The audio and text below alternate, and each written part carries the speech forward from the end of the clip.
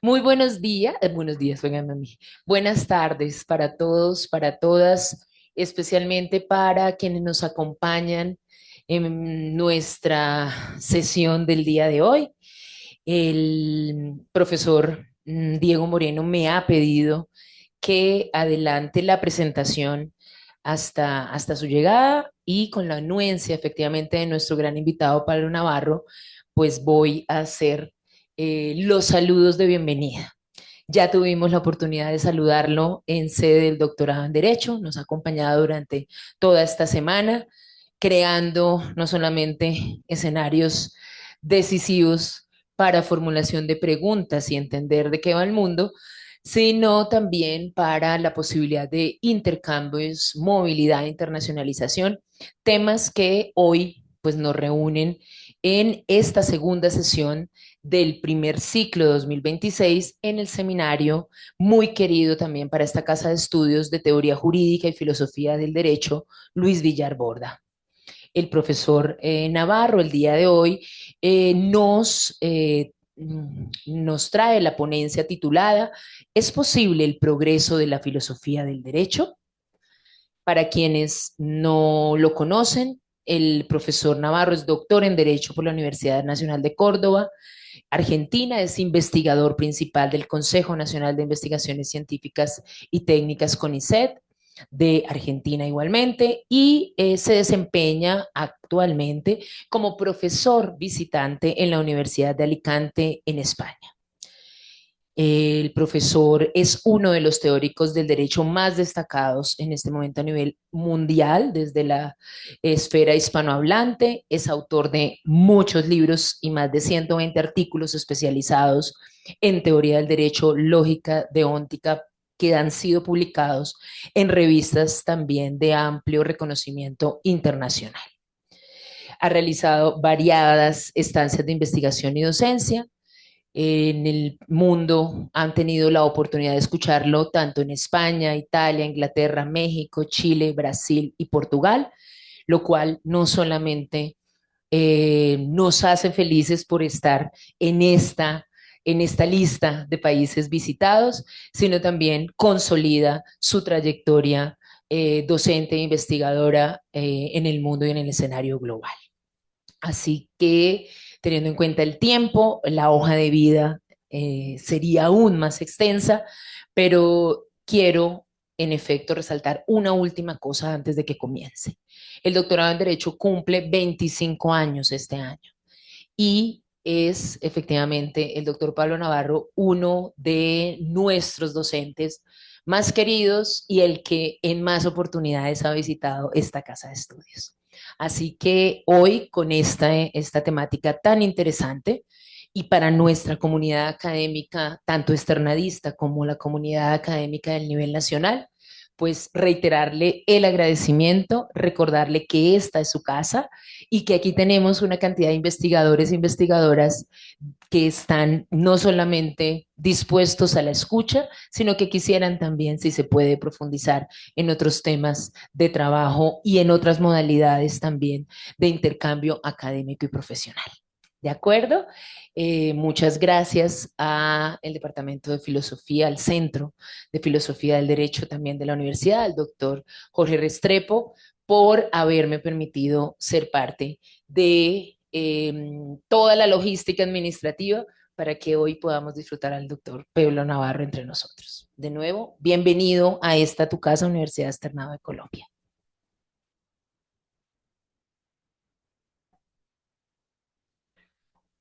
Muchísimas gracias. Muchas gracias, Joana, por la presentación tan cariñosa. Quisiera agradecer también al doctor Jorge Restrepo y al doctor Diego Moreno por la invitación a estar aquí con ustedes. Es para mí una enorme satisfacción volver al externado. Como decía la doctora Joana, el externado ha sido mi casa durante muchos años. Desde hace 25 años vengo casi ininterrumpidamente, salvo un año de la pandemia y otro año donde los alumnos han preferido otros cursos, con justa razón, diría yo. Yo tampoco me apuntaría a ninguno de mis cursos, pero bien, ha sido para mí siempre una satisfacción venir aquí tengo muchos amigos en Bogotá y esto es siempre una oportunidad maravillosa para volver a encontrar gente que estimo realmente y aprender mucho de muchas de las cosas que en la academia colombiana se han estado desarrollando y discutiendo, y siempre me he beneficiado mucho de estos debates con los alumnos, con otros profesores, y en definitiva me siento muy feliz de estar aquí y gracias por todo. El tema que voy a abordar hoy es un tema que se introduce con una pregunta que no sé bien cómo responder, y por eso tal vez yo dejaría un amplio margen para que todo el mundo se sienta libre de pensar y de tratar de aportar una respuesta. Para mí siempre ha sido un desafío ver si es que lo que hacíamos era una teoría buena, una teoría adecuada, si estábamos entendiendo bien el derecho, qué criterios teníamos para tratar de resolver este tipo de cosas. En definitiva, todas estas preguntas se fueron acumulando y pensaba cómo hacer para encontrar alguna manera de analizar todo este tipo de sensaciones y de inquietudes que iba acumulando. La pregunta si es posible el progreso en filosofía del derecho es una pregunta demasiado ambiciosa. No puedo responderla ni intentaré responderla, pero intentaré justificar el valor de la pregunta. Diré algo acerca de cuál es mi posición personal, pero no es una posición completamente articulada y no creo que pueda en este momento dar una respuesta ni siquiera parcial y definitiva, ni siquiera parcialmente, sobre las muchas cosas que hay dando vuelta allí. Me gustaría entonces más que nada justificar el valor de por qué nos preguntamos esto y cuáles podrían ser algunas líneas de respuesta. Me tomaré más o menos para esta tarea aproximadamente 25 minutos, 30 minutos. No, mentira, siempre digo lo mismo, pero en el fondo termina siendo más. Pero bueno, trataré de que no sean más de 40 minutos. Así, si es que hay alguna intervención o comentario que quieran hacer, tenemos tiempo todavía para discutir. No hace falta esperar hasta el final de la intervención. Pueden intervenir cuando quieran. Esto es como una conversación entre amigos. Nadie esperaría que el amigo que tiene la palabra termine de redondear su posición, sobre todo en mi caso, que me gusta hablar mucho. Entonces, yo les recomiendo, si tienen algo que decir, intervengan cuando quieran. Voy a dividir mi exposición en tres bloques. Un primer bloque de ciertas precisiones necesarias para poder avanzar en esta reflexión sobre el progreso de la filosofía del derecho. Luego tomaré dos posiciones bastante conocidas que tratan de echar luz sobre este problema.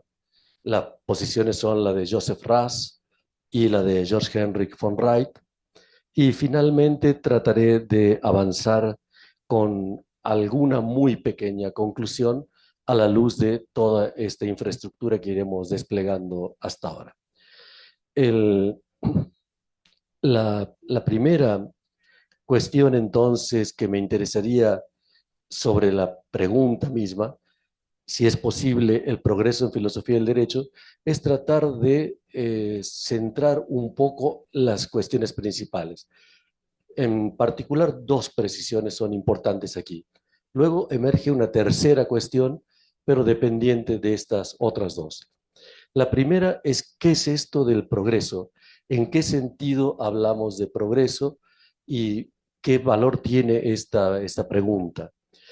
Para tratar de dar una respuesta, yo me apoyaré en una pequeña frase de George Henrik von Wright, o George Henrik von Wright, como dicen algunos de los que estudian a este filósofo finlandés. Cualquiera de las dos expresiones es válida, dice el profesor George Henrik en la autobiografía intelectual, explicando que el origen de su apellido es un origen que tiene una vinculación con Inglaterra. Sus antepasados huyeron de la persecución de Cromwell, y luego se refugiaron en Suecia, donde con valor militar adquirieron el título nobiliario, entonces por eso es el von. Él se llamaba a sí mismo von Ritt, pero decía cualquiera de las dos expresiones está bien. Entonces yo le diré alternativamente von Ritt o von Wright. Bien, ¿qué es lo que nos dice von Ritt en esta cita? Lo que dice es, a menudo se dice que los problemas de la filosofía son perennes. Ellos han sido discutidos a lo largo del tiempo, pero nunca han sido resueltos. Esto es, algunas veces interpretado como un signo de que en filosofía no hay progreso, o aún más, que el esfuerzo de los filósofos es infructuoso, completamente vano.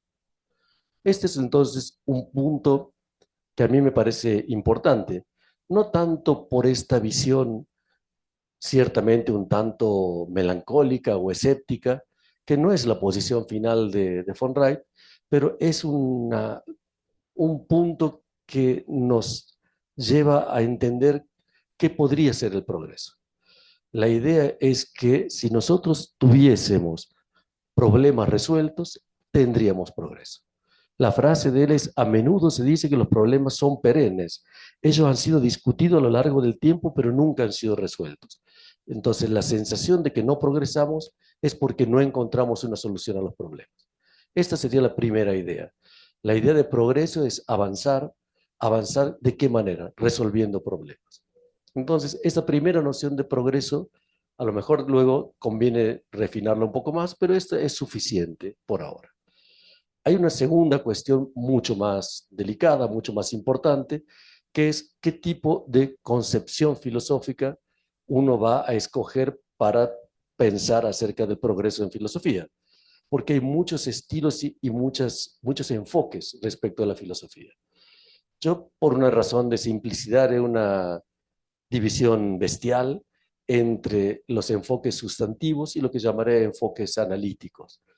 El enfoque que yo voy a privilegiar, el que voy a seguir, es el enfoque analítico. Pero me gustaría decir algo sobre el enfoque sustantivo antes que nada.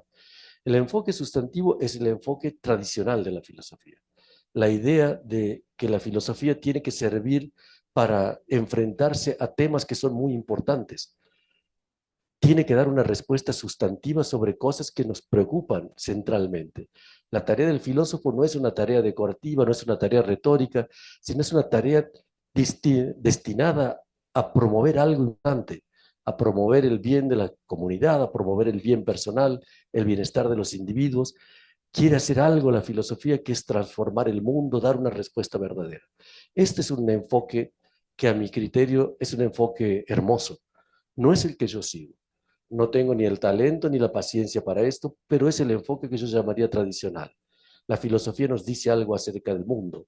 ¿Cuáles son los problemas filosóficos tradicionales? Por ejemplo, el problema acerca de eh, por qué existe el mal, el problema de la normatividad del derecho injusto, Antígona desafiando al gobernante para enterrar el cadáver de su hermano porque la ley de los dioses prevalece sobre la voluntad del Estado, enfrentando el castigo de la pena de muerte. Efectivamente, luego a Antígona la matan por violar la prohibición. ¿Hasta dónde debemos vivir de acuerdo a nuestros ideales? Todas estas son preguntas filosóficamente muy relevantes. Esto yo le llamo enfoque sustantivo, porque en el fondo lo que pretende hacer es dar una respuesta que nos sirve para orientarnos en el mundo y poder dar una respuesta a cuestiones que son relevantes y no son solamente un pasatiempo académico y tiene una visión que conecta desde mucho antes del nacimiento de Jesucristo, desde la época de los presocráticos, la filosofía tradicional era destinada a este tipo de emprendimientos. El enfoque analítico es un enfoque mucho más novedoso. No tanto porque Aristóteles, por ejemplo, no supiese hacer distinciones conceptuales, no se trata de esto, sino que hay en el enfoque analítico una cierta visión de la filosofía que se retira de la solución de los problemas sustantivos. Esto es algo que me parece importante señalarlo porque en este enfoque analítico, la, el gran, el, lo que cambia en el enfoque analítico es un jugador nuevo que hace su aparición del modo en que lo conocemos ahora, sobre todo en el Renacimiento. Es la idea de ciencia. La ciencia se posiciona de una manera completamente diferente a como era antes. Recordemos que la aventura de la ciencia, la protociencia, la alquimia, es algo que se trama en el siglo VII, siglo octavo, la Alta Edad Media, luego la Baja Edad Media, y recién en el Renacimiento es donde florece la idea de ciencia, más o menos como la conocemos ahora. Entonces, este impacto de la ciencia, el modo de acumular conocimiento, de intervenir luego en la vida, transformando la naturaleza para supuestamente el beneficio de los hombres, esto fue algo que transformó la percepción que tenemos nosotros de nuestra comunidad, de nuestro entorno, y aparece una fe nueva, la fe en el pensamiento racional y en la manera de intervenir racionalmente en el mundo. La idea de que la ciencia era un instrumento de progreso, un instrumento de fraternidad, un instrumento de mejora del mundo, es una fe, ciertamente es una fe más que una realidad, pero esto es lo que aparece como algo nuevo. La filosofía rápidamente captura la idea de que la ciencia es algo importante, algo relevante, algo que está allí para que el mundo sea transformado, para que nosotros seamos los dueños del mundo. Podemos sacudir la naturaleza como nosotros querramos, al menos ahora somos, en un sentido, alguien que puede intervenir racionalmente sobre la naturaleza beneficiándonos de la transformación. La filosofía se da cuenta entonces que no puede añadir conocimientos a la ciencia. No es una ciencia. Lo que aporta conocimiento sustantivo es la ciencia, el conocimiento científico, pero no es la filosofía. ¿Cuál es la tarea de la filosofía? Y allí aparecen dos grandes estilos en lo que yo voy a llamar el enfoque analítico. Estos dos grandes estilos están asociados a dos personajes muy importantes del principio del siglo XX. En los primeros años de 1900, las contribuciones son fundamentalmente la de Bertrand Russell y la de George Moore, ambos fellows en el Trinity College en la Universidad de Cambridge. Allí nace la filosofía analítica contemporánea. Hubo muchos precursores. Por ejemplo, Frege en Alemania es justamente recordado como un individuo que hace avanzar de una manera decisiva el impulso filosófico que luego se transforma en esto que llamamos la filosofía analítica, en este estilo contemporáneo, ¿no? Entonces, tenemos estos dos grandes estilos de la filosofía analítica. ¿Y cuál es la diferencia entre estos dos estilos? La idea de Bertrand Russell era la búsqueda de la certeza. La idea de lo que atormentaba a Russell es la idea siguiente: la ciencia aporta conocimientos sustantivos, pero ¿qué me ofrece certeza sobre la ciencia? ¿Qué hace que lo que dice el conocimiento científico, qué es lo que hace que aquello que me dice el científico sea algo que me dé certeza o conocimiento? ¿Dónde está el fundamento de esto? Russell era una persona de una fina preparación en lógica, era un lógico extraordinario. Y en este sentido, la influencia que tiene sobre uno de los grandes talentos de la filosofía inclasificable es Ludwig Wittgenstein. Tiene una extraordinaria influencia sobre Wittgenstein, y el programa que llevan adelante es el programa de ofrecer, mediante una exploración de los fundamentos de la lógica, el fundamento común de las disciplinas científicas. Entonces, pero la búsqueda de Russell era la búsqueda de la certeza, de la justificación del conocimiento. ¿Cómo sabemos que la ciencia nos dice cosas que son verdaderas? ¿En qué se funde esta certeza? El enfoque de Moore es un enfoque distinto. El enfoque de Moore es un enfoque de análisis del significado. Moore parte de la idea de que lo que sabemos, que muchas cosas que sabemos las sabemos de manera completamente cierta, que hay una certeza que no viene de la ciencia, viene de que así conocemos el mundo, que no hace falta esta exploración de la ciencia para tener certezas. Entonces, el programa de Moore era partiendo de que hay cosas que sí sabemos que son verdaderas, que solamente la ponen en duda los filósofos cuando se dedican a hacer filosofía como pasatiempo.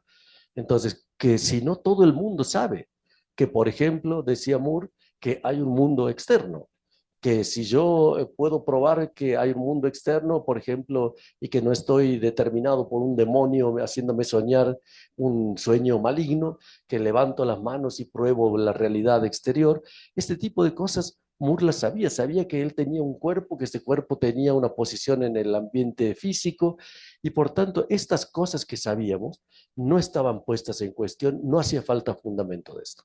Lo que hace falta es preguntarnos por el significado. ¿Qué significa esto que conocemos?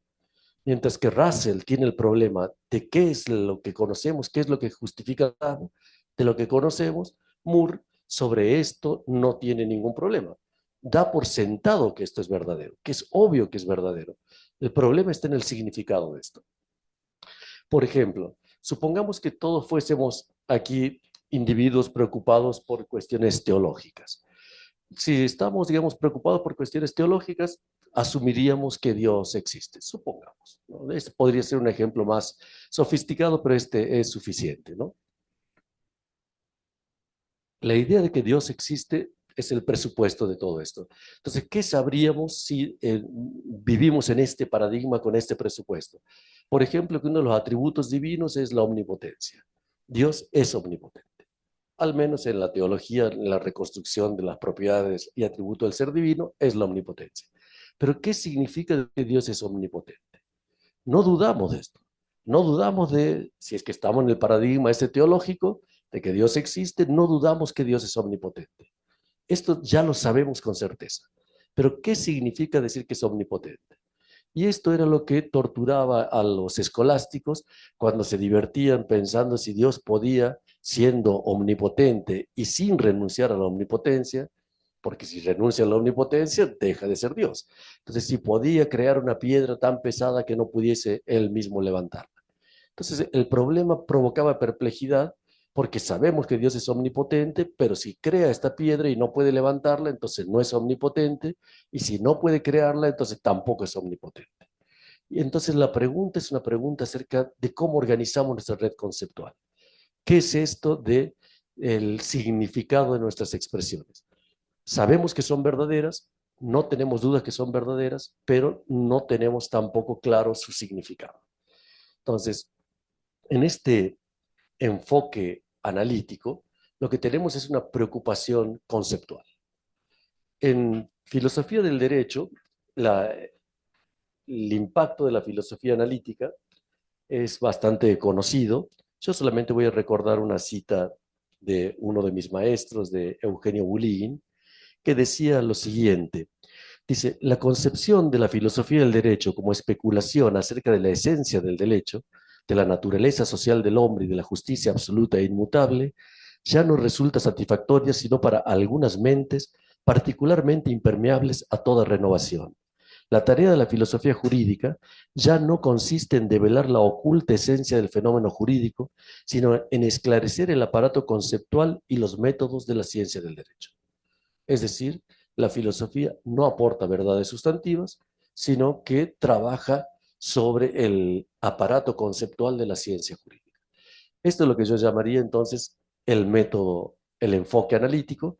Y la pregunta entonces es acerca de qué concepción de la filosofía vamos a utilizar para preguntarnos sobre si es posible el progreso en filosofía y en especial en filosofía del derecho. Yo tomaré el enfoque analítico y ahora la pregunta entonces será, ¿qué es esto del progreso en este estilo de filosofía? Aquí hay que recordar cómo iniciábamos con la afirmación de von Wright, que los problemas, en cierta manera de entender a la filosofía, serían perennes, que parece que no hay progreso porque no tenemos solución. Entonces, si es que tuviésemos solución a los problemas filosóficos, tendríamos entonces un progreso en filosofía. Esta era la idea que teníamos al inicio. Entonces, ahora la pregunta es, bueno, pero ¿qué es un problema filosófico? Si es que hay solución de los problemas filosóficos, tenemos progreso, pero todavía no sabemos muy bien qué son estos problemas filosóficos. ¿Qué es un problema filosófico para la filosofía analítica? No hay que dar por sentado que en los otros enfoques la idea de problema filosófico sea el mismo. Para la filosofía analítica, ¿qué es lo que constituye un problema filosófico? Si lo que nosotros hacemos cuando hacemos filosofía analítica es trabajar sobre el aparato conceptual, el problema filosófico es un problema conceptual. Es un problema con la organización de nuestra red conceptual. Por eso es que leo otra cita de mi querido von Riet, que dice lo siguiente. Lo que dice es, una razón para una investigación conceptual y una de las principales razones para hacer filosofía, pienso, dice, es la perplejidad concerniente al significado de algunas palabras. Ya no es una cuestión sustantiva, no es acerca del mundo, sino que el input, el principal impulso para hacer filosofía es la perplejidad acerca del significado de algunas palabras. ¿De dónde viene la perplejidad? Dice, estamos familiarizados con las palabras en cuestión. Conocemos por lo general cómo y cuándo usarlas, pero algunas veces no sabemos si una cosa debe ser nombrada mediante alguna palabra X. Nos sentimos perdidos, no a causa de nuestra ignorancia acerca de si esa cosa tiene una característica Y, que sería un fundamento a favor o en contra de denominarla mediante X. Dudamos porque no conocemos qué características de esa cosa son un fundamento a favor o un fundamento en contra de denominarla X. Somos desafiados a reflexionar sobre los fundamentos. En lugar de fundamentos, podríamos denominar a esto criterios o estándares para decidir si una cosa es o no es X. Es decir, no es que no sepamos usar la palabra, la usamos. No es que no sepamos a qué cosa se refiere la palabra. Lo sabemos, no es un problema de vaguedad, no es un problema de ambigüedad, es un problema más diferente. Es un problema acerca de los fundamentos para nuestras clasificaciones. Con muchas diferencias, pero hay una idea compartida, es lo que Ronald Dworkin dice, la teoría del derecho contemporánea ha pasado por alto un problema que son los desacuerdos teóricos. No podemos reconstruir bien los desacuerdos teóricos y por eso es que tenemos esta permanente discusión en teoría del derecho. ¿En qué consisten estos desacuerdos teóricos? En que no nos ponemos de acuerdo acerca de los fundamentos para establecer la verdad de las proposiciones jurídicas. No porque no sepamos qué cosa puede ser a favor, un fundamento o en contra, sino porque no podemos organizarlo en nuestra red conceptual. No tenemos una teoría que establezca un orden jerárquico entre ellos y por tanto tenemos que revisar permanentemente nuestra discusión. La idea de Dworkin es que él sí tiene una teoría para jerarquizar esto y que si es que uno fuese dworkiniano podría resolver esto. Pero el punto es un punto similar al de von Wright. Si nosotros nos preguntamos, por ejemplo, acerca de la inteligencia artificial, no es que no sepamos utilizar la palabra inteligencia, sabemos, pero ¿qué fundamentos tenemos para decir que hay inteligencia artificial que sea inteligente? Hay un largo debate actualmente acerca de si la inteligencia artificial es genuinamente inteligencia o no. Yo no sé si es inteligencia o no, pero dice una cantidad de cosas que en general son, están bien, de una manera tan rápida, tan bien organizada, que yo creo si no es inteligente le pasa raspando. Tenía una presentación para hacer aquí, proyectar, pero decidí no ponerla porque era una presentación hecha con Notebook LM. Entonces, subo mi texto y Notebook LM hace una cosa fascinante con círculos, flechas, cuadrículas, todo. Y le empiezo a leer, no estaba bien. Entonces, me acordé de un viejo amor que tuve de joven, que era vistosa pero infiel. Entonces, en este sentido, preferí dejar de lado a la presentación y directamente contarles lo que venía a contarles. Entonces, ¿la inteligencia artificial es genuinamente inteligencia? Esta es una pregunta conceptual. No es una pregunta acerca de qué ocurre en el mundo. El mundo va como va. Tenemos estos bichos informáticos que calculan y procesan millones de datos por segundo y menos todavía y ofrecen un producto que nos parece que en un sentido son inteligentes y en otro sentido podemos dudar de ello. No porque se equivoquen, incluso las personas más inteligentes se equivocan a menudo, sino que ¿qué es lo que, a qué le vamos a llamar inteligencia? ¿Con qué fundamento tenemos que enfrentarnos para que algo sea inteligente o no? Estas son las perplejidades que estarían detrás de estas preguntas conceptuales. La investigación conceptual es una investigación entonces acerca de los fundamentos, el significado de las palabras. Lo que dice von Wright acerca de esto es que nuestros conceptos, nuestras palabras, todavía están en búsqueda de significado. Están desarticuladas. No completamente. Están desarticuladas porque no están integradas todavía en una red conceptual que les dé sentido. Sabemos parcialmente qué significan, las podemos emplear, pero no tenemos todavía ubicadas dentro de una red conceptual con todas las claridades que son necesarias para que podamos decir esto es el fundamento a favor o un fundamento en contra. Entonces, lo que tenemos es problemas conceptuales y el desafío es cómo resolver estos problemas conceptuales. La idea de von Wright es, como les digo, incorporarlos a una red conceptual y de esta manera nuestro progreso en filosofía, la solución de los problemas filosóficos sería articular mejor nuestras redes conceptuales. Entonces, ahora lo que me interesa es si es posible resolver un problema conceptual. La idea de la filosofía avanza mediante investigaciones conceptuales y la cuestión es que el progreso consistiría en la solución de problemas conceptuales. Y ahora la pregunta, que es nuestra pregunta de inicio, si es posible el progreso en filosofía del derecho, la pregunta es si es posible la solución de estos problemas conceptuales. Y esto nos daría como bonus track una respuesta positiva al problema del progreso en filosofía. Y aquí yo tomaré entonces lo que dicen dos teóricos. Uno es un filósofo del derecho, Joseph, y el otro es George Henrik von Wright. Von Wright no era filósofo del derecho, ni siquiera era jurista. En lo que dice algo, me sirve a mí acerca del derecho en particular, pero el enfoque es un enfoque mucho más general. La preocupación de von Wright, más articulada sobre estos problemas, está en un texto que se llama On Human Freedom, es una Tanner Lecture, y allí él articula su visión sobre la libertad humana y el problema del determinismo y todo este tipo de problemas filosóficos generales, mientras que Joseph Raz sí se refiere específicamente al derecho. La idea de Joseph Raz, yo voy a leer luego algunos puntos de Raz, pero la idea de Raz es la siguiente. La idea de Raz es que hay problemas que desaparecen de la agenda actual, desaparecen de nuestra agenda de problemas. Y uno se sentiría tentado, dice, a pensar que han desaparecido porque se han resuelto. Y la respuesta de Raz es no. El hecho de que un problema desaparezca de la agenda no significa que se ha resuelto, sino muchas veces solamente ha cambiado el interés del auditorio. Hay problemas que antes nos interesaban y ahora ya no nos importan más.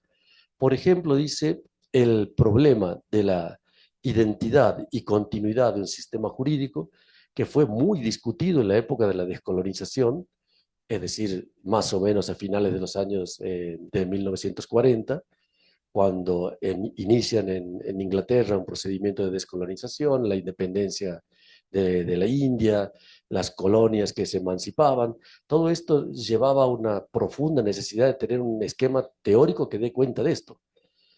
El, Cuando se normaliza toda esta situación, el problema desaparece. ¿Se resolvió? ¿Teníamos teorías que intentaban resolverlo? Sí, dice Raz. Teníamos teorías desde antes, por ejemplo, Austin de finales del siglo XIX ya tenía una teoría sobre esto, con la teoría del soberano, la teoría de Kelsen, dice, ambas teorías están equivocadas, pero ya a la gente no le importa, simplemente cambió el interés.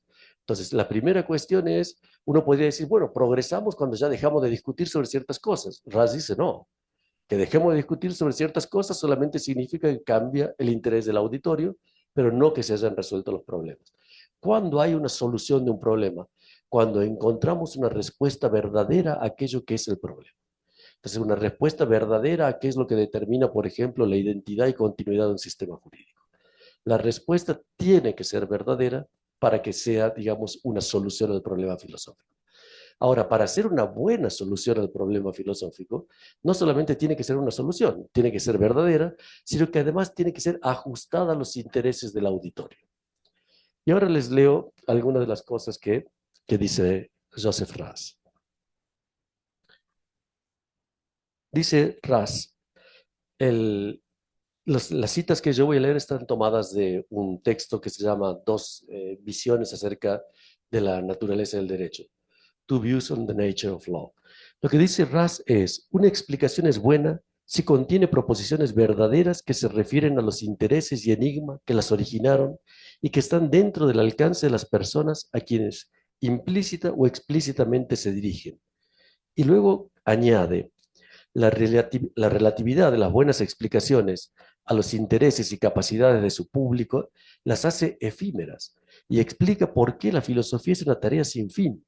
También ayuda a explicar la impresión de que la filosofía está eternamente involucrada en un debate inútil sobre cuestiones irresolubles. El cambiante caleidoscopio de explicaciones que es la historia de la filosofía tiene ese carácter, en parte al menos a causa del cambiante interés de su público. Y esto lo que nos quiere decir, de acuerdo a una interpretación que es la que me gusta a mí, es que hay respuestas verdaderas, pero no hay progreso. ¿Por qué no hay progreso? Porque volvemos a discutir una y otra vez sobre lo mismo. ¿Por qué volvemos a discutir sobre lo mismo si ya tenemos una respuesta verdadera? Porque el modo en que estamos viendo las cosas ha cambiado. Entonces, el cambio del auditorio es lo que determina que volvamos a discutir de lo mismo, en un bucle aparentemente sin fin. El progreso es imposible porque volvemos a discutir esto ignorando la solución. La solución ya la tenemos porque tenemos proposiciones verdaderas. Entonces, lo que nos dice Ras sería, hay entonces respuestas verdaderas, esto es lo que constituiría una solución al problema, pero no hay progreso. Y esto rompe la idea que teníamos al principio, que si teníamos una solución verdadera, entonces habría progreso. ¿Cuándo progresamos? ¿Por qué no progresamos? Porque no tenemos soluciones. Ahora tenemos soluciones, pero sin embargo no hay progreso. Podríamos comparar esto con la visión de von Wright. La respuesta de von Wright es, como ya le decía, no está pensando en el derecho, está pensando en otro tipo de cosas, está pensando en el modo en que articulamos nuestra red conceptual. Piensen que la filosofía podría ser vista como una suerte de elaboración de una gramática. Esto es lo que dice Peter Strawson en su libro Analysis and Metaphysics, cuando recuerda la historia de la primera gramática del castellano. Antonio de Lebrija se presenta ante Isabel de Castilla con la primera gramática del castellano y Isabel de Castilla lo ve con un poco de escepticismo y parece que un poco de contrariedad. Seguramente ella había financiado la investigación y se sentía un poco desolada con el resultado. Entonces, después de que Lebrija hace la presentación, le da el libraco, Isabel de Castilla le dice, ¿y esto para qué sirve? Y claro, la respuesta es una respuesta bastante pícara, la que le da Lebrija, porque no es una respuesta gramatical, sino una respuesta política. Lo que le dice Lebrija es, la lengua acompaña al imperio. Si el imperio quiere ser grande, tiene que imponer la lengua. Entonces, la gramática es la respuesta que ayuda a hacer al imperio grande. Esta es un poco la respuesta política y se ve que sí le gustó a Isabel de Castilla esta respuesta, pero no es una respuesta a la pregunta gramatical. La pregunta de Isabel de Castilla de ¿para qué sirve? Es porque la práctica del castellano es prioritaria respecto a la gramática. Solo hay gramática porque hay una práctica previa. Como Isabel de Castilla ya hablaba el castellano, ¿para qué le servía la gramática del castellano? Entonces, ¿para qué sirve una gramática? Nos sirve una gramática porque nos da en cierto sentido, en cierta medida, un criterio de corrección. Si la filosofía es entonces, como parece sugerir Strawson en este pequeño libro, no es el único estilo filosófico, ¿no? También está la idea de filosofía como terapia, hay una serie de cosas que considera Strawson en este pequeño librito, pero la idea de la filosofía como gramática, un enfoque gramatical, es algo bastante conocido en la filosofía analítica. Entonces uno podría decir que la tarea es reconstruir los criterios de corrección. El progreso en filosofía tendría que ver, la solución del problema filosófico tendría que ver con la reconstrucción del criterio, de los criterios gramaticales.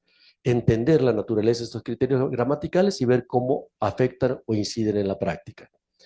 ¿Qué es lo que nos dice von Wright acerca de esto?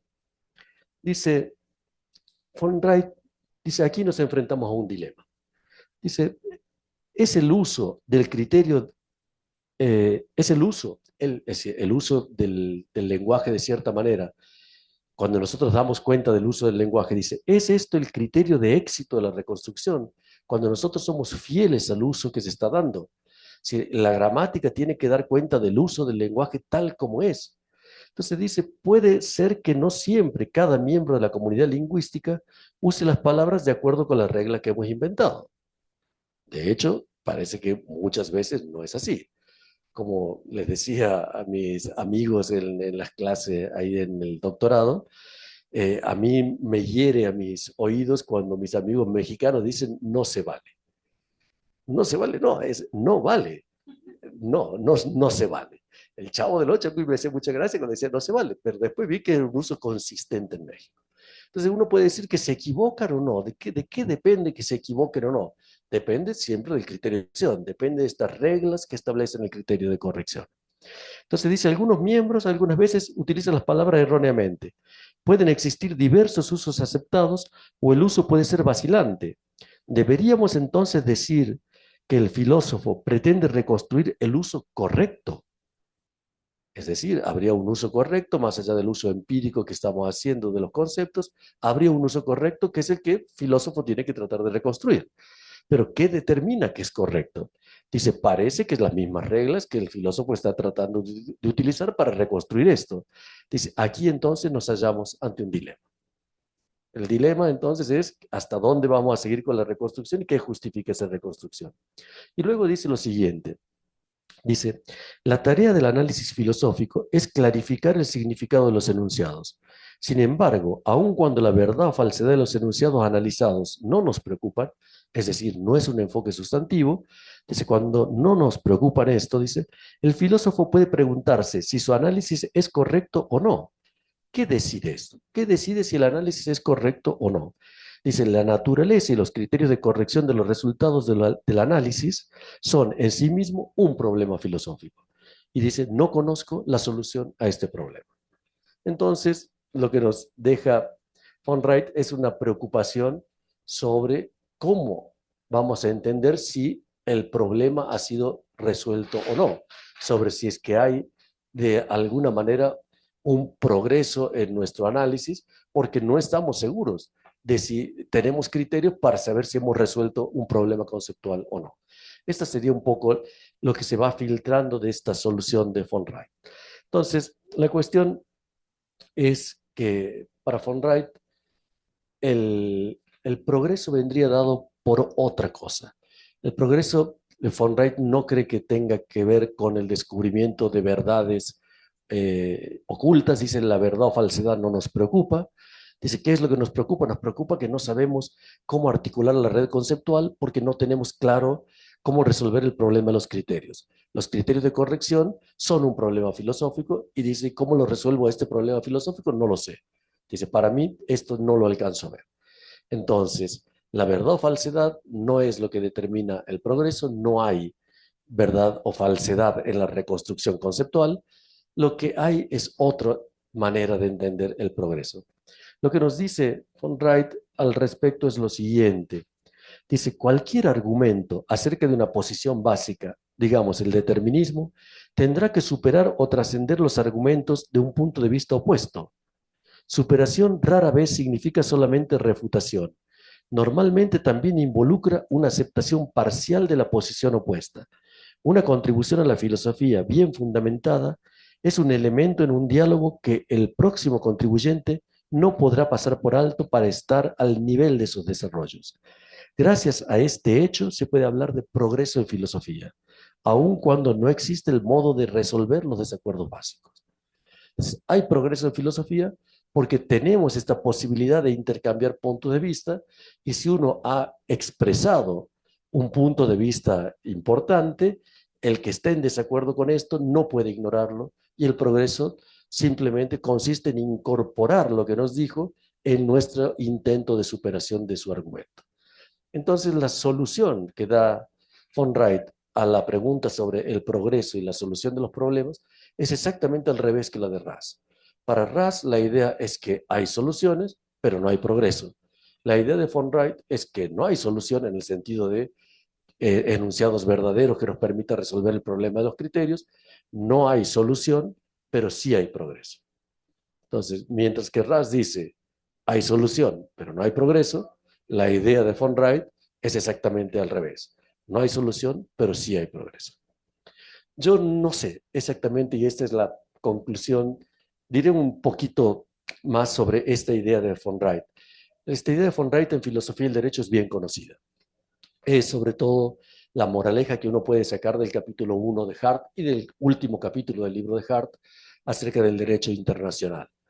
Un capítulo que ha envejecido mal porque el derecho internacional ha cambiado mucho y ahora, como va el mundo, ni siquiera sé si es que hay derecho internacional, pero bien, esto es ya otro problema distinto. Lo que sí es importante es que, ¿qué es lo que dice Hart? Hart en el primer capítulo se enfrenta con lo que él llama afirmaciones extravagantes. Por ejemplo, que el derecho injusto no es derecho, que una frase de Santo Tomás, de Cicerón, de San Agustín, y frases como la de Kelsen de que toda norma jurídica tiene una enlazada a una sanción. Entonces se pregunta Hart acerca de cómo puede ser que estos individuos sostengan este tipo de cosas.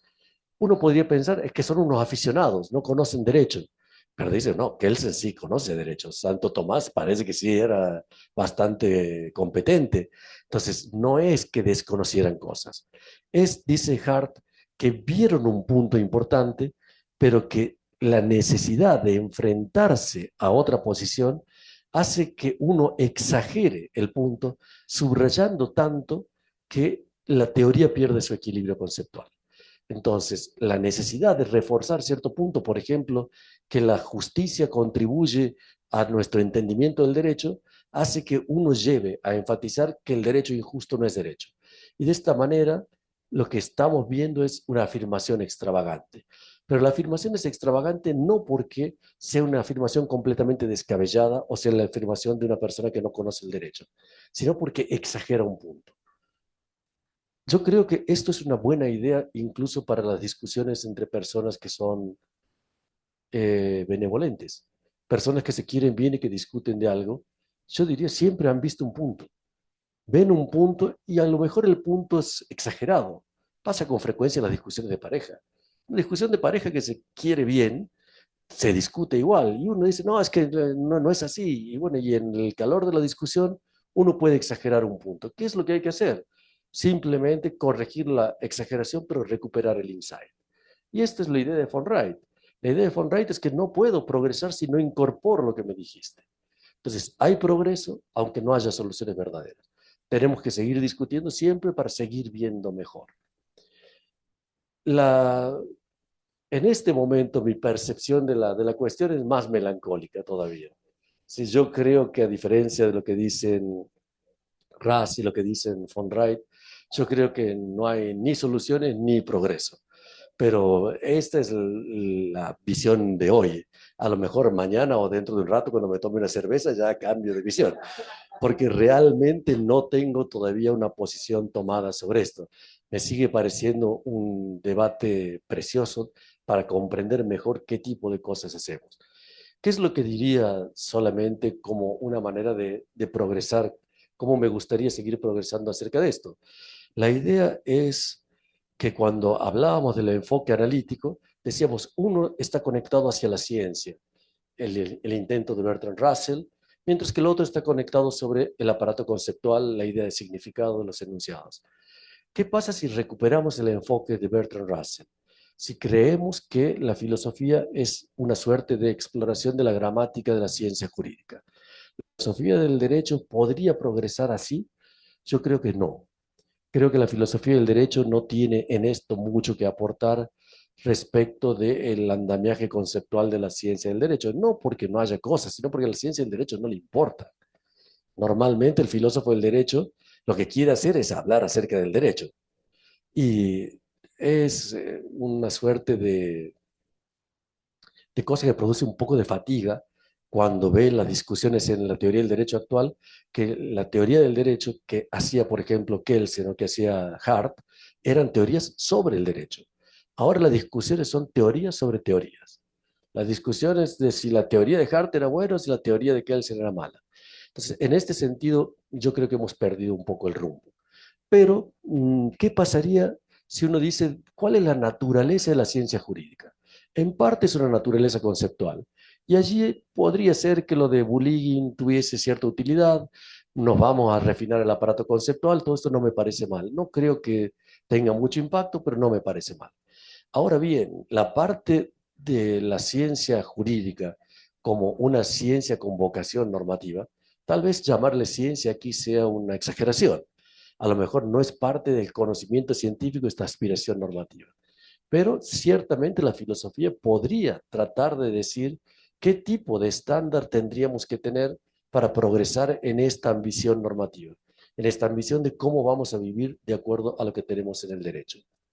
Si esto fuese así, si esto fuese una vía interesante, el progreso que podríamos esperar es un progreso acerca de cómo vivir mejor en nuestra comunidad. Y esto no es poca cosa, porque vuelve a conectar un enfoque sustantivo y no solamente con un enfoque analítico.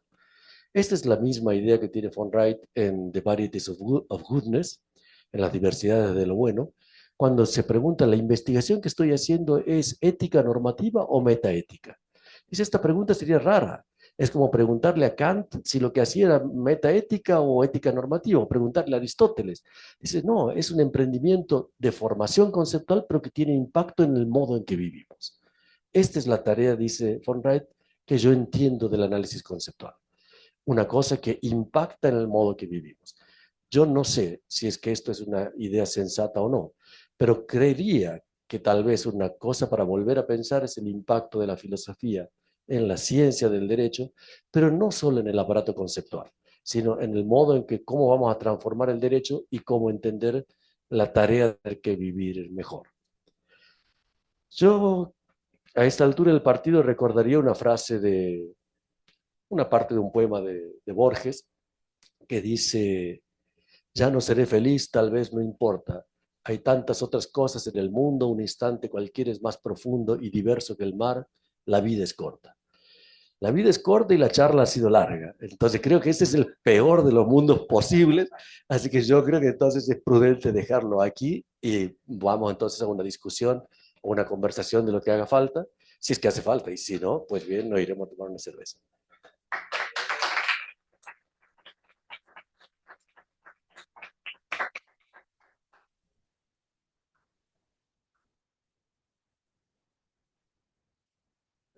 Hay manos alzadas, si era para comunicar.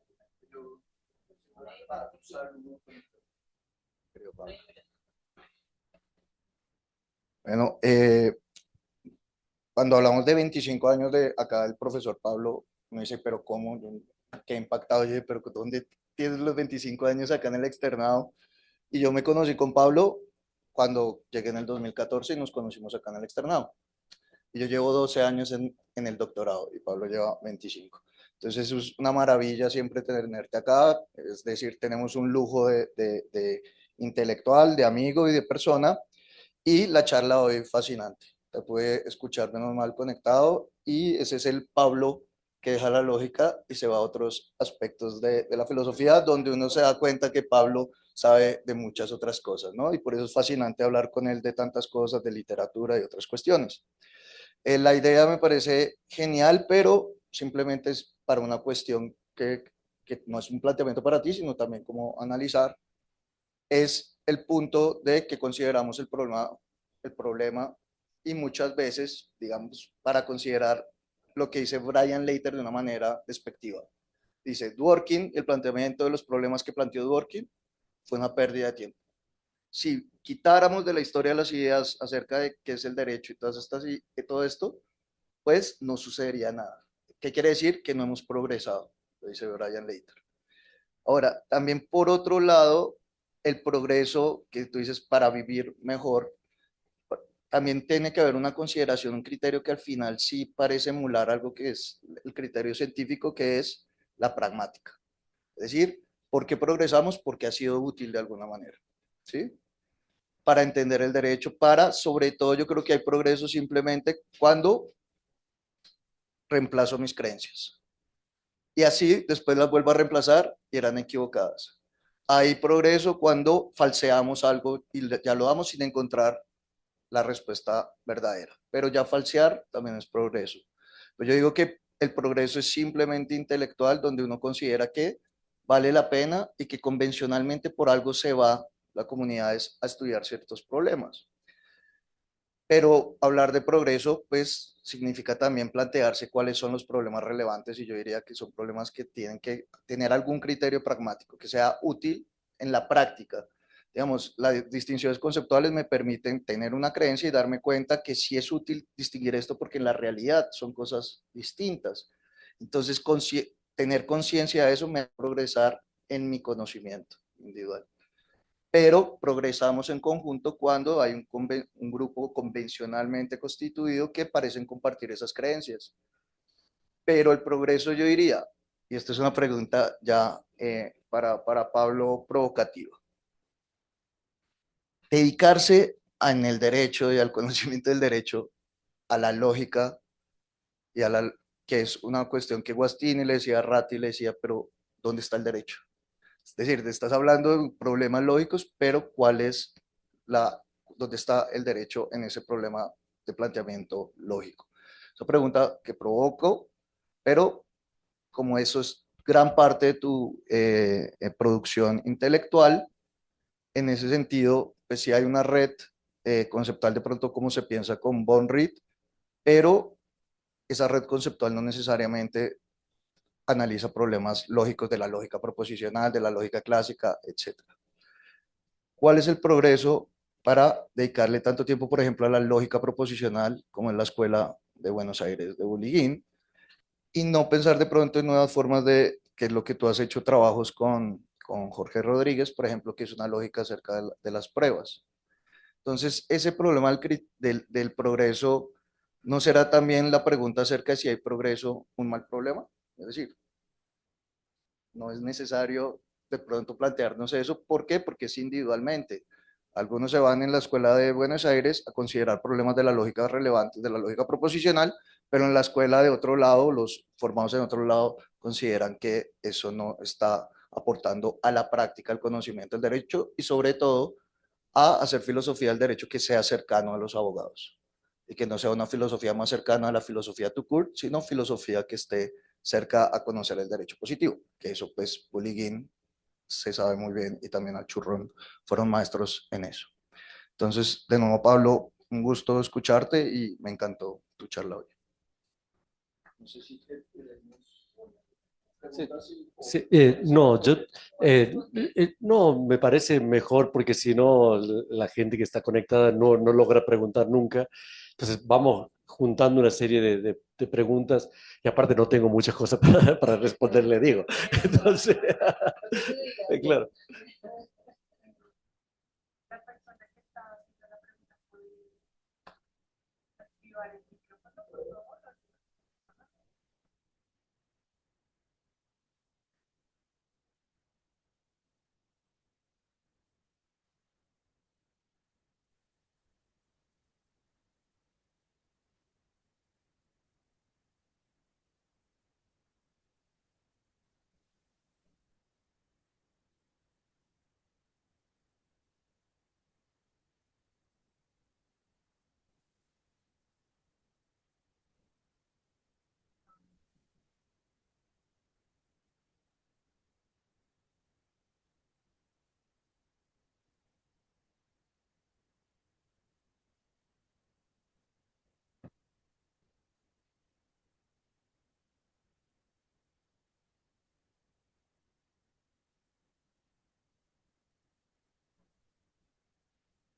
No, a nosotros sí. Nosotros no nos estamos.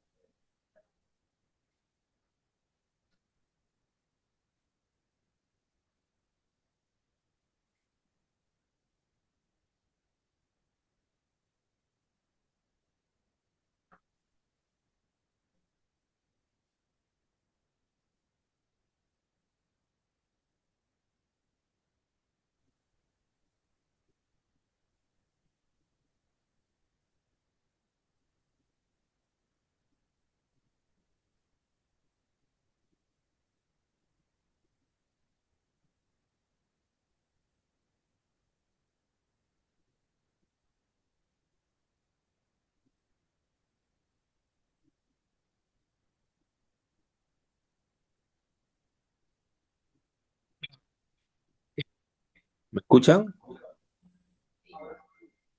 Ahora sí. ¿Qué tal? Profesor Navarro, ¿qué tal? Le saluda Miguel León de Perú. Un gusto y realmente un honor estar acá en su charla. Eh, Dos preguntas breves. Eh,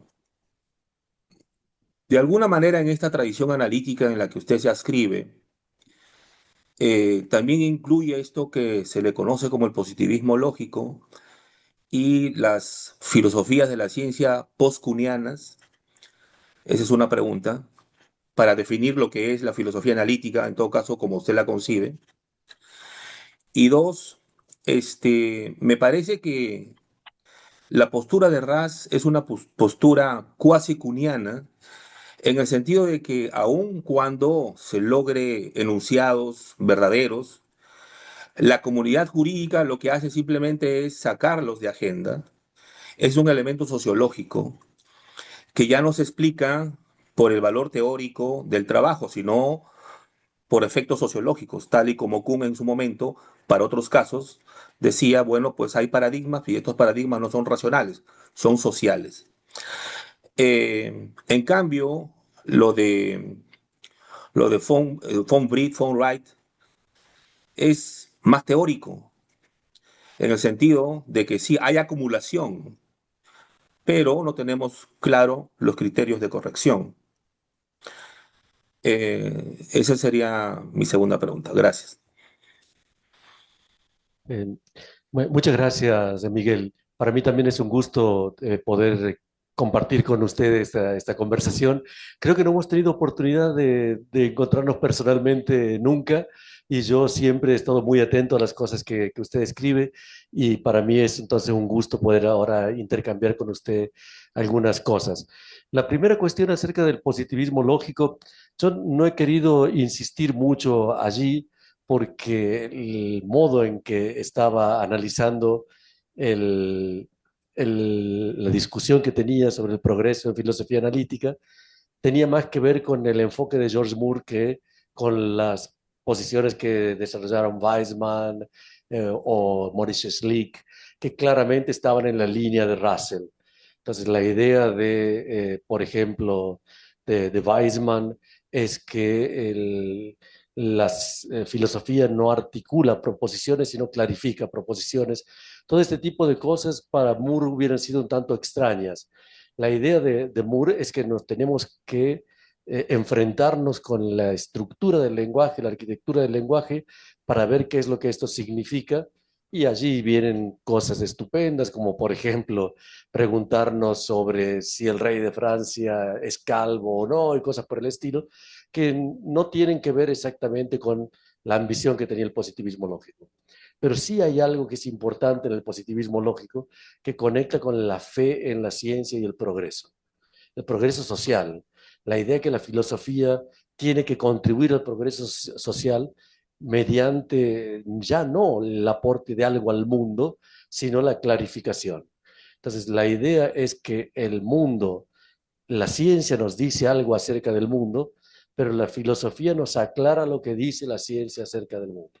Como decía Rorty, tal vez lo que hace la filosofía es pulir el espejo en el cual la ciencia refleja el mundo, pero no es conocimiento genuino, sino es otra cosa distinta. La filosofía no aspira al conocimiento, sino aspira a la clarificación de esta estructura de conocimiento. Pero sobre el positivismo lógico y esta parte, sí, yo creo que tiene razón, que sería interesante seguir discutiendo, sobre todo si voy a retomar al final la idea de por qué no pensar qué aporta la filosofía del derecho a la ciencia jurídica y si la ciencia jurídica tiene una vocación genuinamente científica o no. Entonces, allí podríamos volver a discutir sobre este tipo de cosas. Respecto de la segunda, creo que no tengo ninguna discrepancia.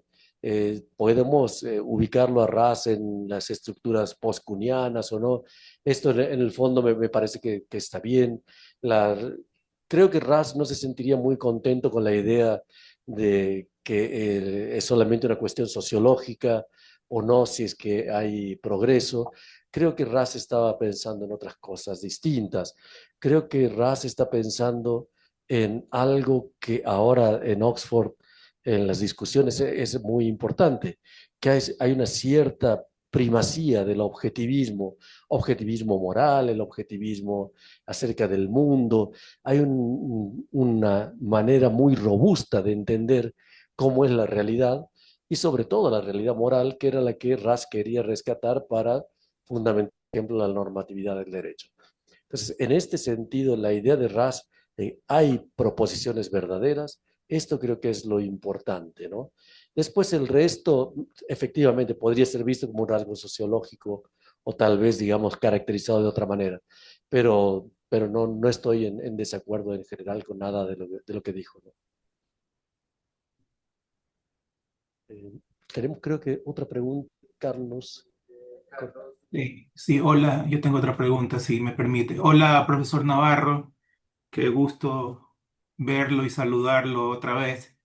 Qué pena que no pude estar en sus clases, pero estoy un poco lleno de trabajo. Tengo una pregunta. La verdad es que escuché con atención su, su intervención y me dejó un poco preocupado el tema de que no hay progreso. Inmediatamente me llevó a pensar, por ejemplo, en la eterna discusión entre el derecho y la moral. Entonces, si vamos a estar en un círculo vicioso infinito entre los incluyentes, los excluyentes y todas las posiciones intermedias, quiere decir que es una discusión filosófica que no se va a agotar nunca y que nunca va a arribar a una solución, siguiendo lo que usted dijo. Pero esto que suena tal vez un poco gracioso es terrible para el derecho práctico, porque también me hace pensar inmediatamente en qué pasa con las sentencias que se toman con una posición o con otra. ¿Qué pasa con las sentencias que se dictaron cuando Kelsen daba la última palabra de cómo deben ser las cosas? ¿Qué pasa con las que se dan ahora con lo que dijo Working? ¿Qué pasa después cuando hay el nuevo Kelsen o el nuevo Working después de 30, 40 o 50 años? Y lo que me lleva también a pensar, ¿qué pasa con ese contenido de verdad que usted dice que si tienen una posición verdadera, realmente son verdaderas? O sea, son sentencias verdaderas las que acogen una posición legal por sobre la moral o las que acogen una posición moral por sobre la legal. Entonces eso me dejó bastante duda. No sé si usted me puede aclarar un poquito de este tema. Mucho gusto, Carlos. La verdad es que los recuerdo con mucho aprecio y ojalá nos hubiéramos encontrado nuevamente. Ya habrá otras oportunidades. Acerca de lo que usted señala, la primera, hay dos partes de lo que ha señalado. La primera es si este es un bucle infinito donde vamos a discutir siempre el derecho y la moral.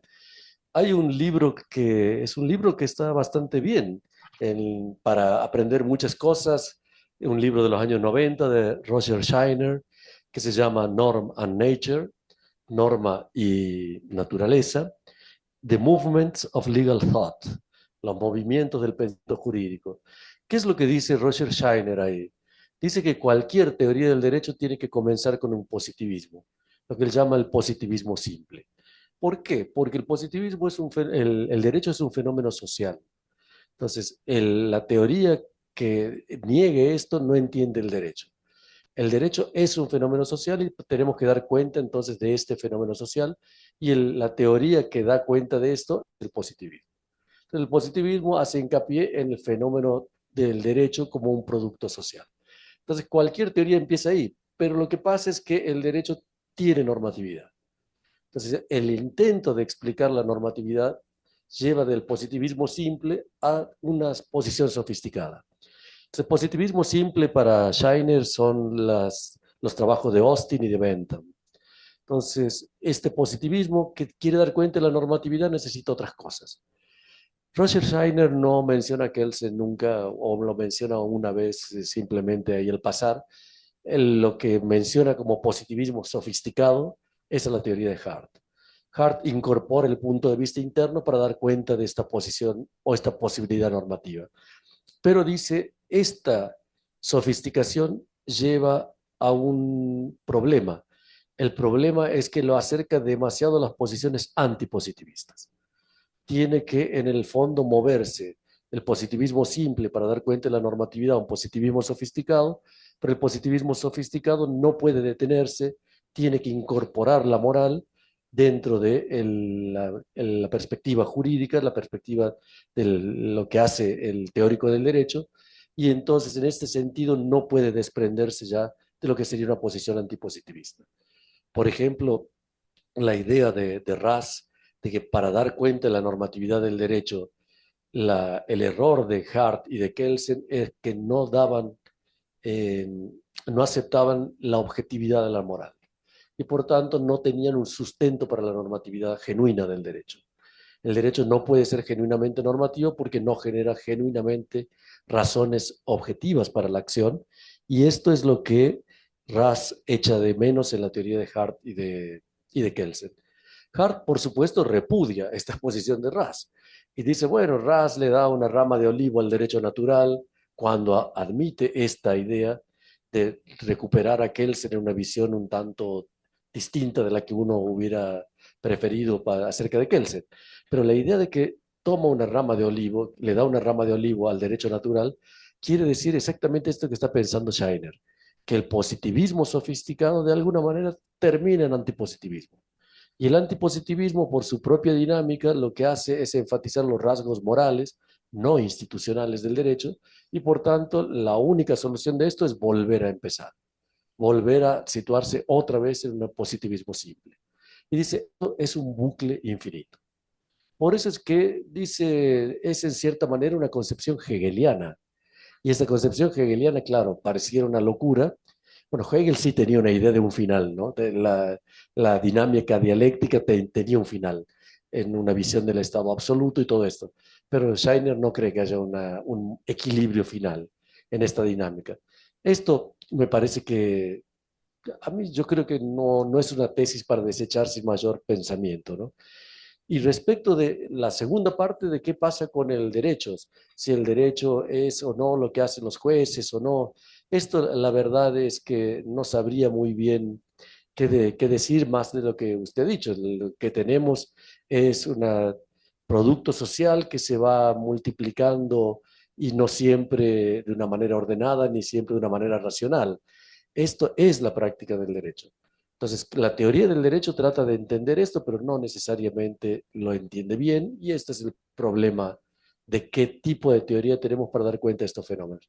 Pero son dos cosas, me parece, un poco diferentes, ¿no? La primera parte que la segunda parte de su pregunta. Muchas gracias, profesor Navarro. No, gracias a ti.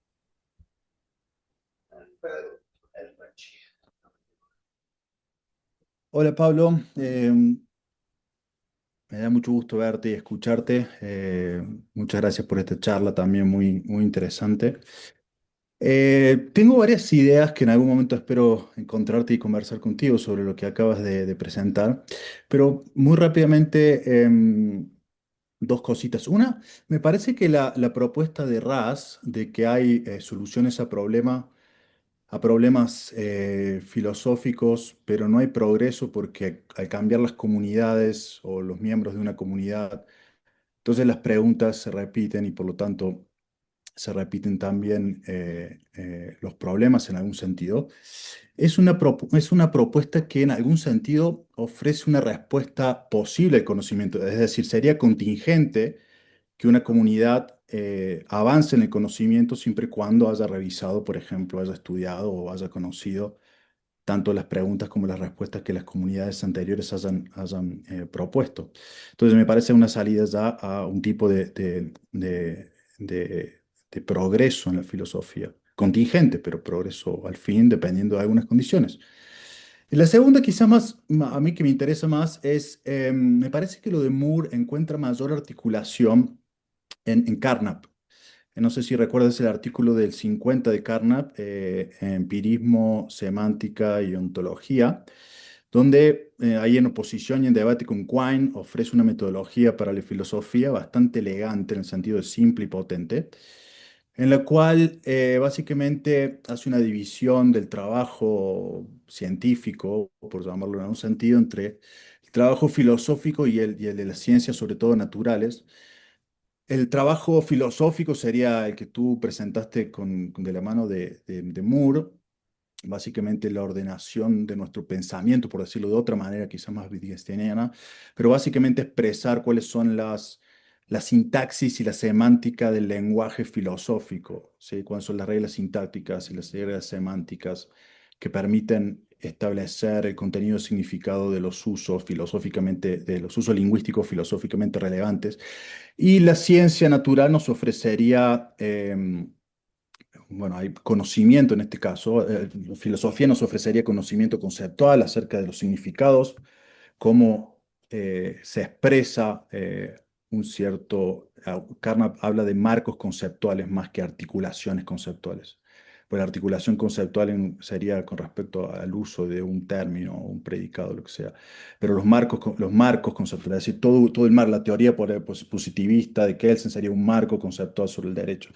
Entonces, básicamente, para no extenderme mucho, tenemos dos tipos de actividades: la actividad filosófica, que nos explicita las reglas de uso del lenguaje, y la actividad científica, sobre todo natural, que nos permite establecer si esos usos contrastan con la realidad y en este caso son verdaderos o falsos. Entonces, si usamos esto en vez de lo de Moore, podríamos decir que tenemos al menos tres tipos de conocimiento distintos: dos internos y uno externo. Los dos internos son posible conocimiento a través de la filosofía, de las redes conceptuales, de los usos de cada uno de los términos filosóficamente relevantes. Segundo, conocimiento científico, en función de que la ciencia pueda corroborar si lo que significan esos usos lingüísticos representan algo en la realidad o no. Y también quizás una tercera posibilidad de avance filosófico, que es externo, es decir, es dependiente de cada uno de los marcos conceptuales que usamos, cada una de las filosofías. Entonces, un marco conceptual podría ofrecernos respuestas articuladas en cuanto a su significado y además contrastadas en la realidad sobre algunos aspectos de la realidad, y otro marco sobre otro. Y entonces los otros marcos que nos ofrezcan estas respuestas verdaderas sobre otros aspectos de la realidad también podría ser un tercer tipo de avance. No sé, tengo obviamente que pensarlo mejor, pero quería saber tus reacciones sobre lo que acabo de decir. Gracias.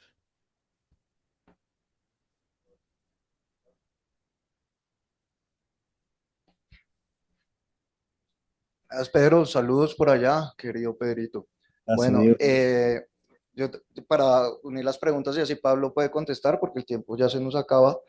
Yo no sé si cuando me ausenté un ratico ya hicieron esta pregunta, pero el punto, digamos, de Dworkin Atienza, de la consideración que la filosofía del derecho no tiene que ser buscar la neutralidad, sino más bien tener una propuesta normativa sobre influenciar cómo podemos solucionar problemas jurídicos con el uso del derecho. Eso es un problema acerca de una crítica de Dworkin, de decir no se está progresando con esa teoría neutral y que no busca una propuesta normativa o sí, que tenga impacto en la vida de los individuos. Eso por un lado, ahí donde estaría el progreso.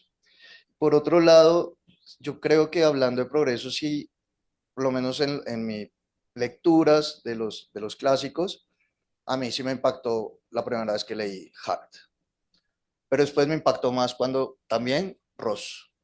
Y si nos damos cuenta, ese debate, que lastimosamente fue por un problema de traducción, que hay un malentendido, pero el punto es que hay un debate mucho más interesante porque ellos analizaron el punto de vista interno con propuestas parecidas, pero realmente de fondo diversas.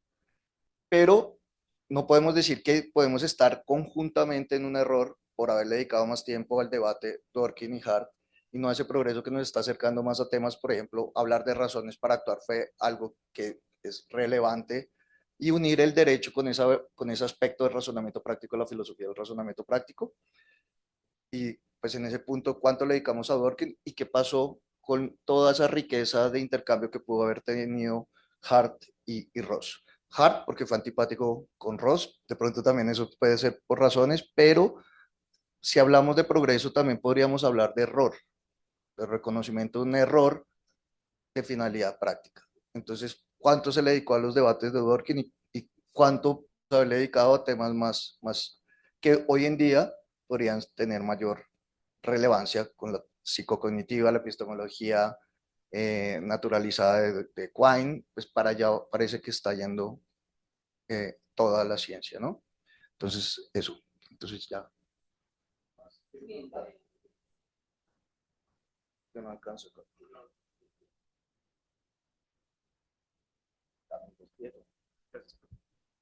Gracias, profe. Bueno, mis preguntas por cuestiones de tiempo son muy puntuales. La primera pregunta que quizás estoy pensando en un problema que podría ser previo, es que quizás el problema sea de pronto la denominación del progreso. O sea, ¿qué podríamos entender por progreso? Quizás sea, digamos, como una cuestión a la cual pues valdría la pena prestarle atención.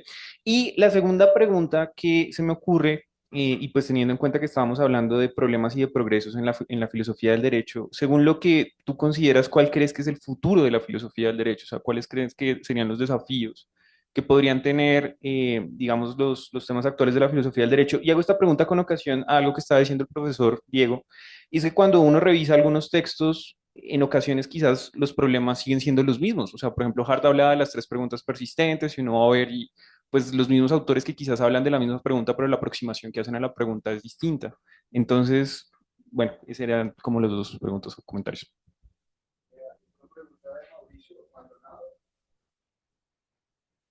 Mauricio.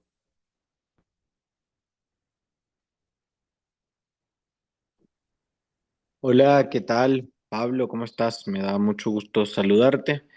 Creo que no se me ve, pero no importa. Solo quería hacer una pregunta cortita. La escribí, de hecho, en el chat, pero por ahí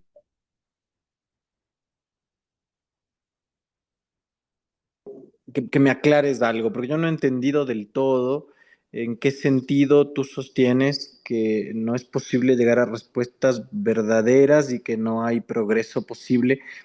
No descarto que yo me haya distraído o alguna cosa, pero no me ha quedado del todo claro en qué sentido defenderías tú estas tesis. Ya sé que empezaste diciendo que no tenías una posición del todo articulada y tal, pero aún así me gustaría entender un poco más qué estás proponiendo, qué defenderías por hipótesis. Esto nada más, gracias por la charla que por supuesto fue muy linda. Bien, bueno, muchas gracias Mauricio, muchas gracias Peter, muchas gracias Diego y Camilo. Eh, Lamento que por lo que me dice Diego no hay mucho tiempo para seguir conversando sobre esto. Empezaré por la de Mauricio, que es la que me acuerdo más ahora. Sí, la idea de que no hay una respuesta verdadera es solamente el hilo del cual se sigue lo de von Wright. Von Wright plantea el desafío de la reconstrucción conceptual como la articulación de criterios, pero dice, ¿qué es lo que guía la corrección de esto? Y él no cree que haya una respuesta verdadera. No hay una respuesta verdadera, no hay un criterio verdadero en el cual nosotros como filósofos tengamos que reconstruir. Y por eso es que él dice, aquí enfrentamos un dilema, porque si lo que tenemos que hacer con la filosofía es reconstruir gramaticalmente la práctica, los criterios de corrección gramaticales también son un problema filosófico. Y esto es lo que él lleva a decir, bueno, mire, no es una cuestión de verdad. La verdad no está aquí en el debate filosófico. Está en otro lado, pero no está en el debate filosófico, y por esto es que no hay una cuestión de verdad, sino más bien puede haber progreso por la incorporación de distintos puntos de vista en un debate que será un debate interminable. Respecto de lo que decía Peter, Peter Caballero, a mí yo creo que estoy en casi todo de acuerdo y me parece muy enriquecedor, sobre todo la segunda parte de la pregunta, la segunda pregunta, esta propuesta de recuperar a Carnap, el debate sobre la naturalización de la epistemología de Quine. Eso me parece que tienes toda la razón y no tengo ningún punto de discrepancia allí sobre que la sofisticación de la discusión podría ir también por ese lado. Lamentablemente, Peter, no recuerdo la primera pregunta, así que en todo caso, ya si después lo podemos seguir ahí por una conversación privada, si me la vuelves a hacer, envíame un WhatsApp y seguimos allí con esto. Respecto de lo que decía Camilo, la idea de progreso, la idea de progreso que yo tomé, efectivamente, había que precisar y mi precisión es esto. Progresar es resolver un problema, es avanzar. Esto, digamos, tiene que ver con algo que dijo Diego en la primera intervención y con la segunda intervención. Volveré sobre esto en un minuto. ¿Qué pasa ahora con el futuro de la filosofía del derecho? Yo creo que aquí hay un tema complicado. El tema es que la filosofía del derecho es una disciplina académica. Las disciplinas académicas tienen una manera de crecer que creo que en este momento es algo que hay que pensar mejor. Creo que estamos haciendo las cosas de una manera un tanto equivocada.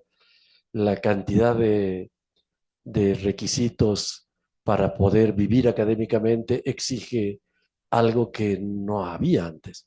Si la idea de, bueno, hay que acreditarse de cierta manera, las publicaciones en revistas de determinado nivel, Q1, no.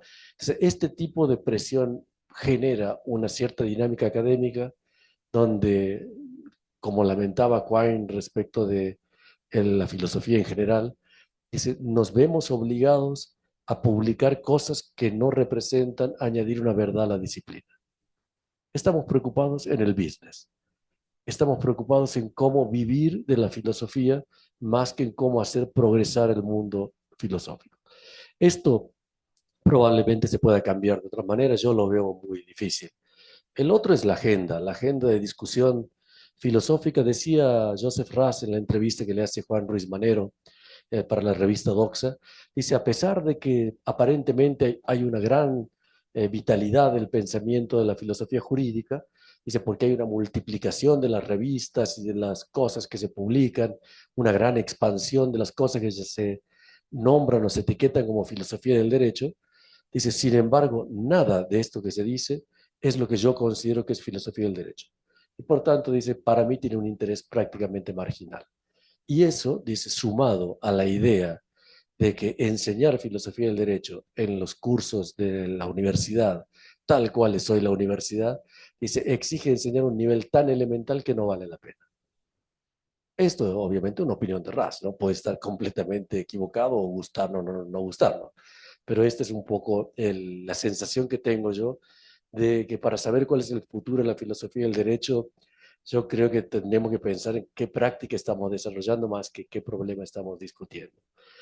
Respecto, después de lo que decía Diego sobre las discusiones que se dan y el modo en que progresamos, hubo una frase que, si no entendí mal en la primera intervención, me parece muy creativa y muy interesante, que es esta, es progreso sin solución. Entonces, la idea es que en realidad, ¿por qué no hay solución? No pensando en lo que dice von Ritt, de que no hay soluciones verdaderas, sino lo que irónicamente deslizaba Diego, es que no hay solución porque no hay problema. Entonces nos pasamos discutiendo como si hubiera un problema, pero no hay un problema. Entonces, lo que hacen ustedes, la filosofía del derecho, la lógica, ¿qué problema hay? No hay ningún problema para el jurista allí. Entonces, ¿por qué discutimos tanto que, qué sé yo, que al churro ni bullying, que ras, en las cuestiones de lógica, ¿no? Que era lo que si en el fondo no hay ningún problema. Nos estamos inventando un problema. Es decir, estamos hablando de un pseudo problema y la filosofía está enganchada en este tipo de cosas y claro, progresan porque sofisticamos los aparatos conceptuales, tenemos cálculos más finos, pero en el fondo no resolvemos ningún problema. ¿Para qué sirve la filosofía si no es para resolver un problema? Este tipo de pregunta me hacía mi querido amigo y profesor Manolo Atienza. Manolo Atienza es una persona que lamenta mucho el tipo de filosofía que yo hago, pero profundamente, me lo dice Pablo, qué desperdicio, qué desperdicio. ¿Por qué? Porque a mí no me importa nada la solución de estos problemas sustantivos. Es decir, no porque no me importe la solución, sino porque no me importa profesionalmente escribir acerca de ello. Yo prefiero vivir una vida más libre, yo vivo una vida más perezosa. Escribo sobre las cosas que leo y sobre las cosas que me gusta leer. Claro que me gusta leer a Rawls o a Nozick, pero no escribiría nunca sobre esto. No es mi interés. Profesionalmente me ocupo de otras cosas. Entonces, para esto, Manolo me decía, es un desperdicio.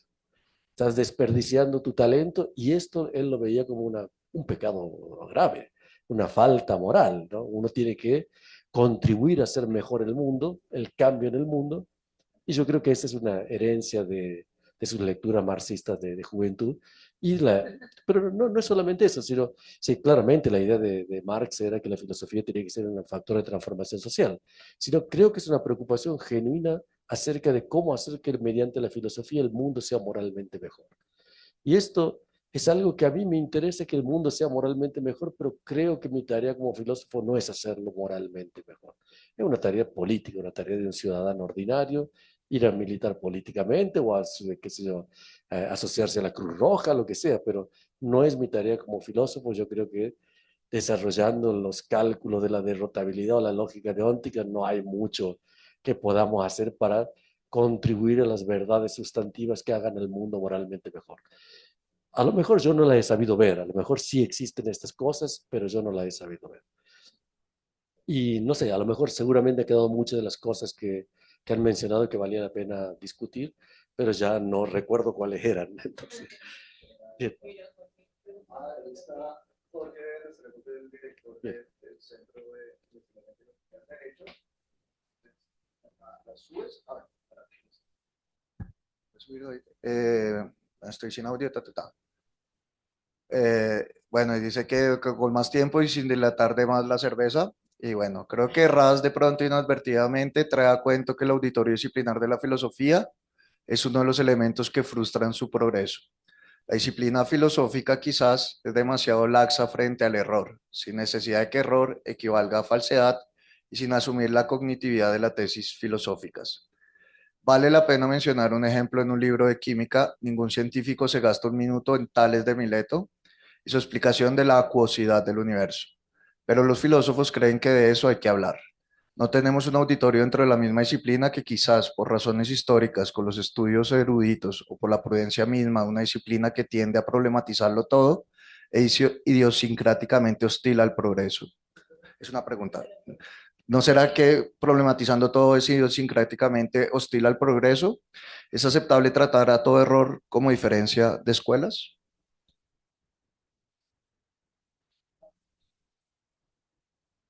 La verdad es que me sentiría tentado a decir que no es la idea de error, no es una cuestión interna, es que como yo soy de positivista, lo que dice el antipositivista es un error porque él es antipositivista y yo soy positivista. Espero que seamos capaces de entendernos mejor y construir una idea de error que no sea solamente esto que sugieres, ¿no? De todos modos, hay que pensarlo más. Si no hay error, entonces todo pierde sentido decir que algo es correcto. La idea de error es algo que es parasitaria de la idea de corrección. Como yo no estoy muy seguro ni de que haya soluciones correctas, ni de que haya progreso, entonces no sabría muy bien cómo responder de una manera más fina a lo que acabas de decir. Pero bueno, supongo que seguiré pensando y ya en otra ocasión podré dar una respuesta mejor sobre esto, ¿no? Así.